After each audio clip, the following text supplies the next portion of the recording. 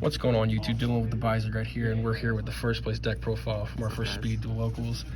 This is Terrence, and you won playing what? So like a Raging Flame Sprite burn. Hell yeah. Let's get right into this. Cool. So I ran the skill Room for Growth, which essentially just lets me get, 300 attack points for every star up to level 3. Hell yeah. So to kick things off, I ran 3 Raging Flame Sprites. Sorry, turn that around for me. What's really cool about him is he can attack directly over any monster. Plus with the skill, it's just 1,000 right off the first go. And if he does that, he gains an extra 1,000. So if you're able to do it 2 turns in a row, that's 2k damage. Yeah. Up next, I run 2 Crystal Beast Amethyst Cat. Very similar to the Raging Flame Sprite. It can attack directly, which is kind of the whole point of the deck. And if I use the Room for Growth skill, it goes up to about 2,100. And if it attacks directly, it just, instead of doing 21, it does 1,050, which is cool. After that, I run 2 copies of Sphere Kribo, just to help protect these monsters. They're not very strong right off the gate, especially if I get to go first. 1 copy of UFO Turtle.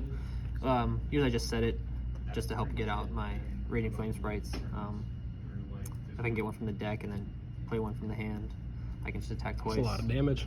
Yeah. And then I just tried this today, Zombina.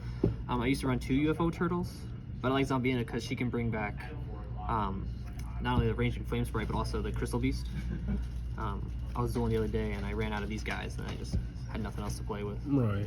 Yeah. Into the spells, I run 3 copies of Book of Moon, which is just a stable card. I main 2 copies of Cosmic, just to get rid of any sort of back row, mostly like Nightmare Wheels or Floodgates or even Wall of Disruption. Those are the big ones that kind of hurt this deck.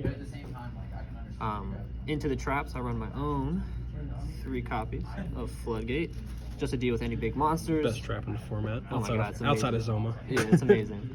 What's really cool about that in this deck, along with the Book of Moons, is that if your opponent's back or monster zone is completely locked out, you can just keep swinging over it with these guys. And then 2 Nightmare Wheels, typical burn card, also a little bit of protection. And then 2 Wall of Disruptions, just because they're such low attacks that, if I need to be able to swing into something to destroy it, that can help me do that. Well, that's it for the main deck.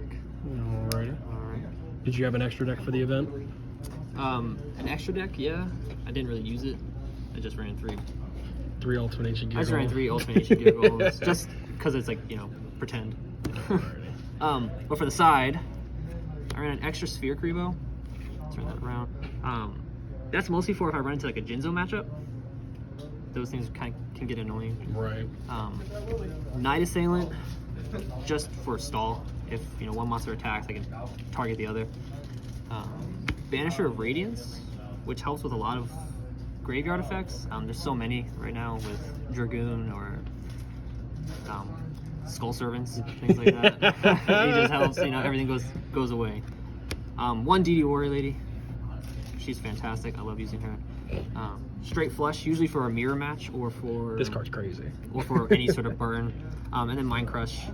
There's just so much search in the Machine format. Angel Ritual. Yeah. That's all. There's so much search in Machine Angel Ritual specifically. What did you play up against today? I went up against, round 1 was just like a good stuff deck. I can't really describe it. It was like Supply Squad with tons of Zomas, Air Power Shaft, things like that. It was just a weird good stuff deck. Deck number 2 was Dragon Caller. And then deck number 3 was Dragoon.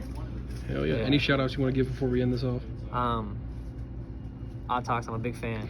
I'm a big fan, man. You inspire me for everything. So I can't wait to meet you. Thanks, man.